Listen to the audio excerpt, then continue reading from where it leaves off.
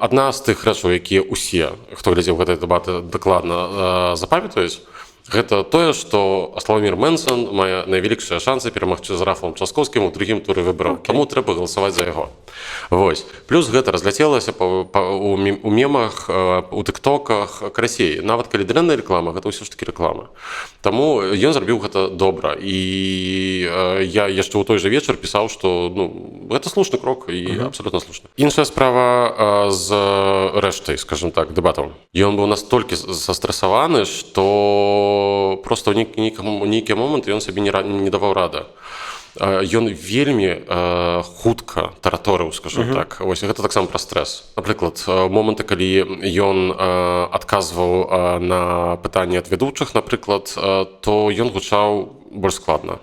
Добра ён гучаў таксама ў сваёй фінальнай прамове.